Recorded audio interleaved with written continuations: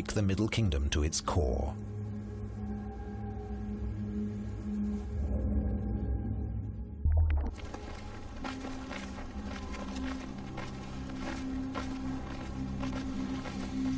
The commander of Shanhai Guan is General Wu, one of the last army commanders still loyal to the Ming dynasty. The advance guard of the Manchu are camped in plain sight, but they make no attempt to take the fortress. They're waiting.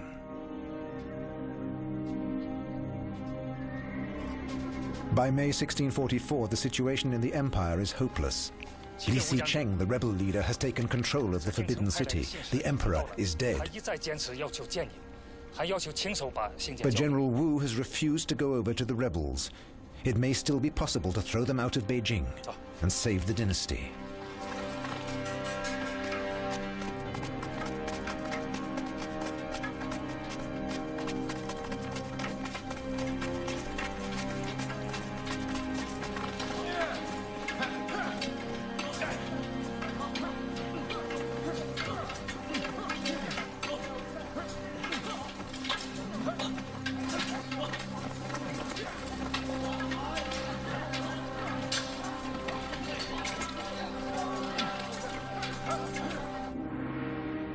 Then General Wu receives news from Beijing.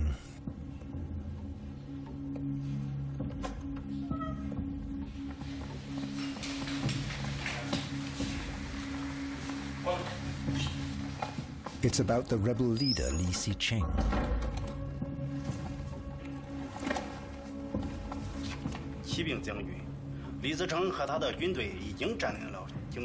Li Xicheng has taken General Wu's father hostage. He demands that the general swear allegiance to him as the new ruler of the Forbidden City, or his father will die. Then the ambassador hands General Wu a letter, supposedly from his father.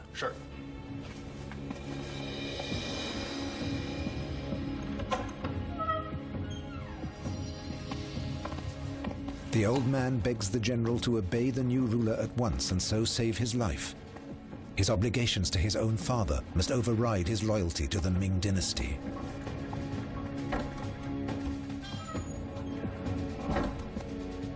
And a gift from Li Xicheng should make his decision easier.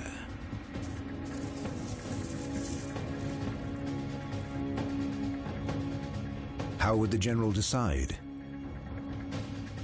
Did he have a choice at all?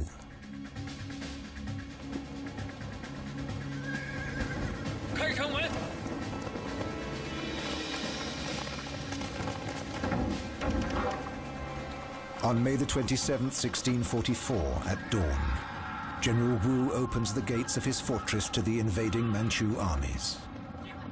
Rather the Manchu ruling the empire than a peasant on the dragon throne.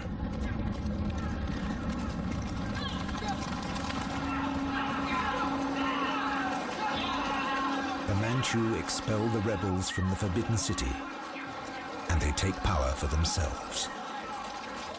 They found a new dynasty that will rule the Middle Kingdom until the year 1911.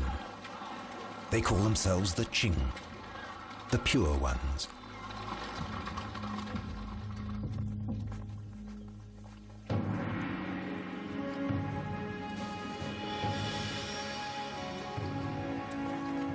"150 years after the gates of China were opened to his ancestors, a Qing emperor receives a British trade delegation for the first time.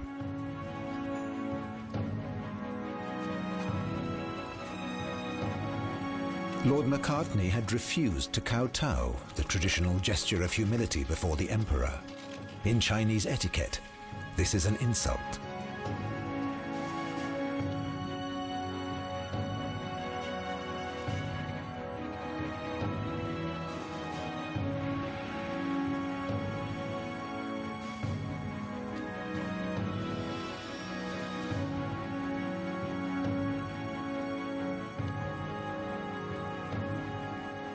But that wasn't the only reason Macartney failed to establish trade links with China.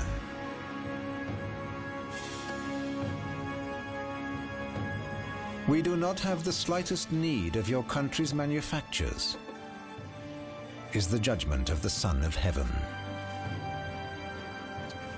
For the emperor, the British envoys are no more than barbarians from a distant, unknown corner of the world. Foreigners who begged to be given the honor of paying him tribute.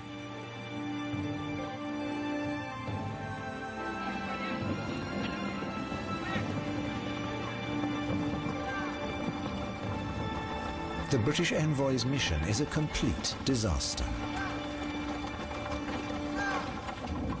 Macartney had admired the Great Wall of stone, but he had stumbled on another invisible wall, a wall that had surrounded the Middle Kingdom for 2,000 years.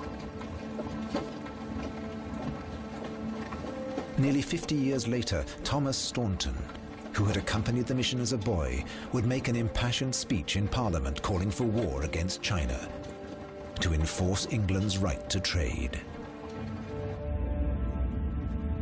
These barbarians brought down the Chinese Empire without scaling any walls. They came across the sea from Europe.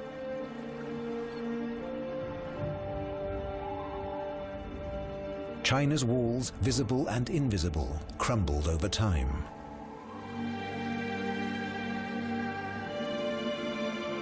The Great Wall could not protect the Middle Kingdom from its enemies.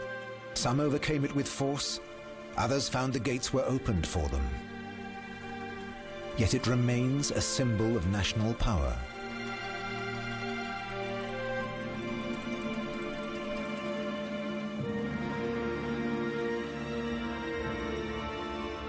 North of Beijing, where the stone dragon winds majestically over mountains and across ravines, this architectural masterpiece will still leave you speechless. The myth of the Great Wall in people's minds will always be more powerful than the truth of its checkered history.